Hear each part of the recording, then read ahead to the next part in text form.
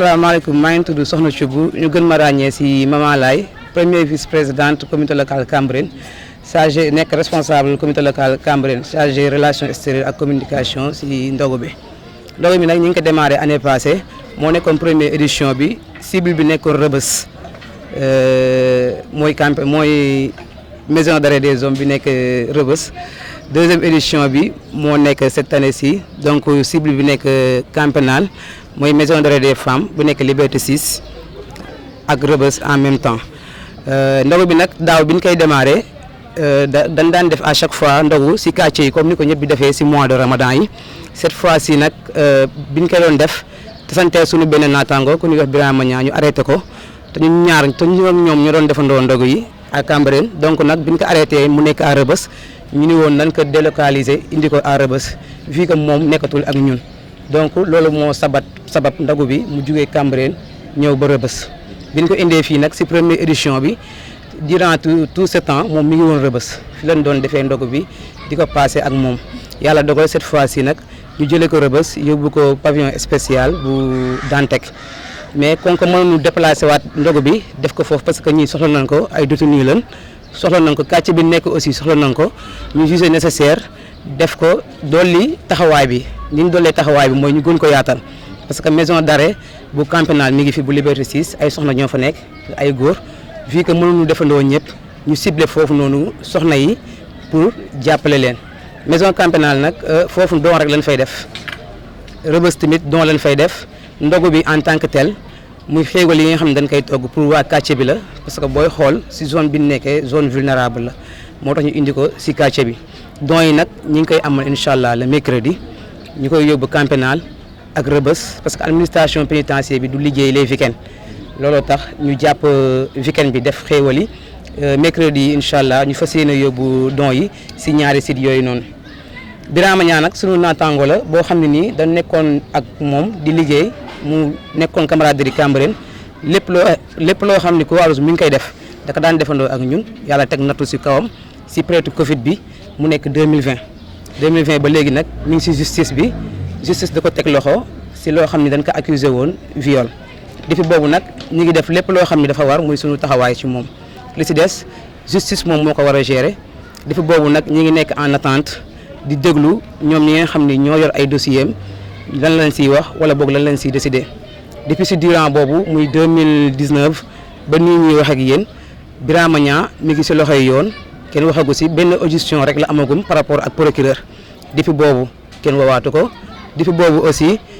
ki nga xam ne ni moom moo accusé woon femme bi ko accusé woon ba léegi kenn gisu ko kenn déggu ko convoqué nañ ko aussi 3 fois mais ñëwul mais nag depuis boobu ba léegi tamit ñu ngi xaar parce que ñun duñu juge peut-être li ñu mën rek mooy taxawu ko parce que sunu naataangoo la sunu élément la li si des peut-être dañ koy bàyyi si loxoy yoon moom mu def liggéeyam mais ñi ngi ñaan justice sénégalais bi lépp loo xam ne nii mën nañu ko si taxawal rek ñu taxawal ko parce que nit la koo xam ne nii ku am important la si ñun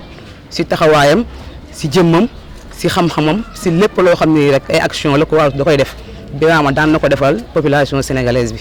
donc peut-être tey manqué boobu tey moo tax ñu déplacé wu di jóge Cambérène di ñëw ba Rebeuss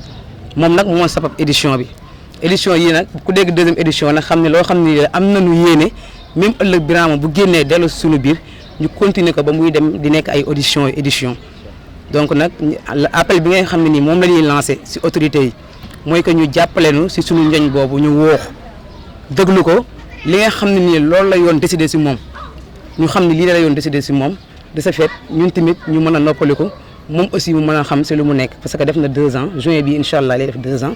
te 2 ans yàgg na kenn woowu ko kenn waxul si ay mbiram à part loolu nag comme ni ñu ko waxee tey la ndogu bi démarré mooy le 23 demain incha allah le 24 mooy doon tëj bi mercredi bi dañu prévoir pour yóbbu ay dons Camp Pénal ak Rebeuss incha allahu rabbi peut-être ndax comme ni olof di wax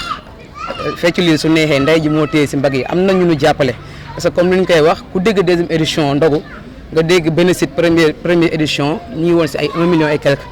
deuxième édition bi dépassé nañ 1 million 500 yi di dem donc ñu war a xam ne nekkul loo xam ne nii lu tuuti la te nekkul loo xam ne nii aussi comité local Cambérène ñoom kese ñoo si def seen alal pour mu mën a essayer fii am na ñoo xam ne ñoom ñoo ñu jàppale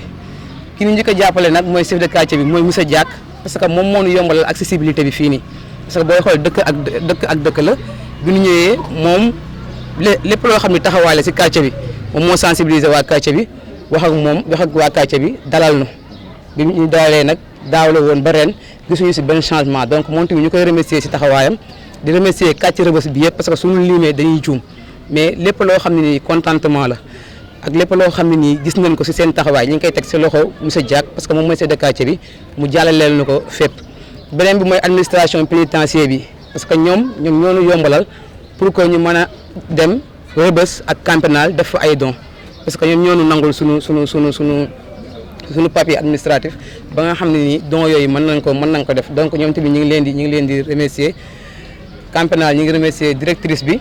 maître Senghor moom moo ñu jàppale. ñuy remercier aussi directeur Rebeuss moom tamit facilité nañu mbir mi bu baax a baax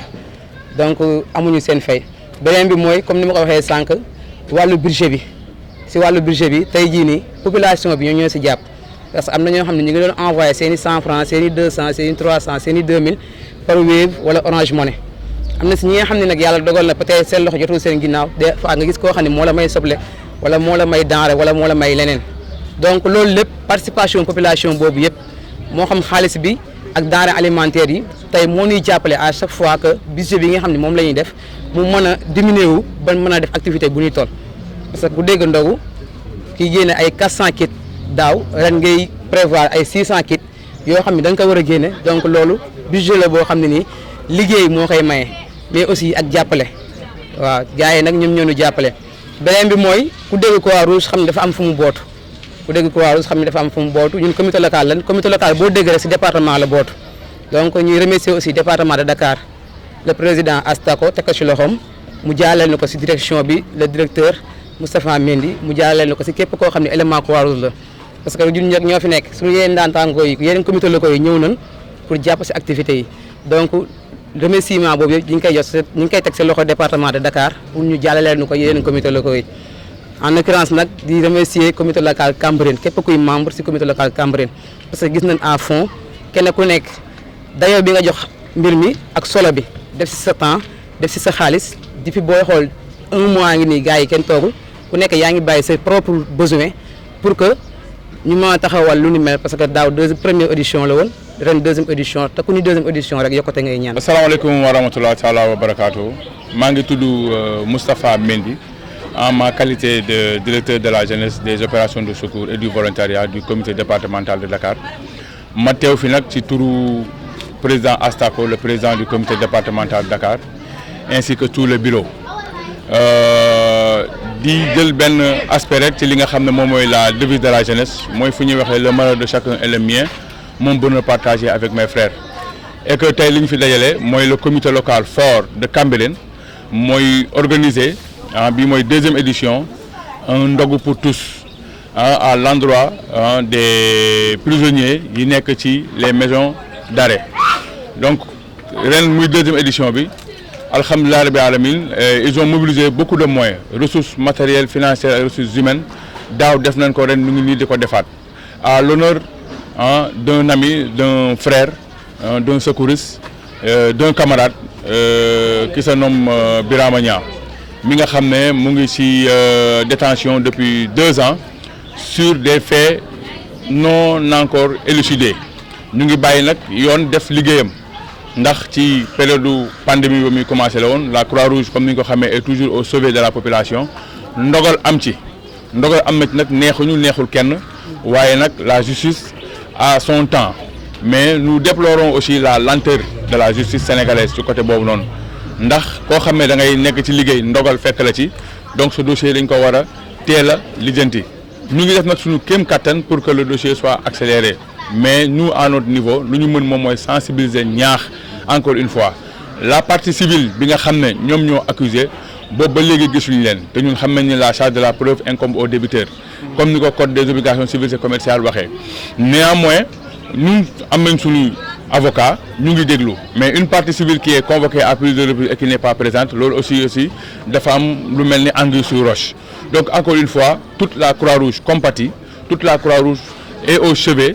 de tous les prisonniers mais ñuy fàttali encore une fois que ni sunu camarade sunu rakk mu ngi dans les liens de détention te foog ñu juge ko foog jugement mu am bu ko defee nag après on va tirer les conséquences si l'on souhaite encore une fois bu jugement bi amee ba ñun ñu am gain de cause incha allah et il y aura une autre procédure qui sera déclenchée mais fu mu ne nii mënuñu gën a àgg ci foofu yëpp lu ñu bëgg moom mooy mu taxaw mu xam ne Croix-Rouge bi mu bokk lu ñuy woote naan balaa ngay laax jaay na ngay laax lekk charité bien ordonnée commence par soi-même solidarité bu ñuy wootee di ko jëmale ci nit ñi ci ñun lañ njëkkee parce que nous sommes une famille et que képp ku xewle nakar wala bànneex dañ lay taxaw ci lépp lu ñu ci war a taxawee donc encore une fois ñu gërëm taxawaayu Cambérène ñëpp kenn desul tout le monde est debout comme un seul homme pour vraiment être au chevet de notre camarade Birama Niang mu xam ne ñu ngi koy ñaanal ci zaahir ak baatin te na xelam dal incha allah rabbi nañ ko taxaw ba keroog yàlla dogal mu daal di génn te delluwaat ci ñun ndax soxla nañ ko namm nañ ko loolu laa amoon lu ma wax di leen gërëm nag di leen sant parce que comité départemental Dakar 19 communes yëpp dañoo teew gis nañ ci commune yëpp ñu teew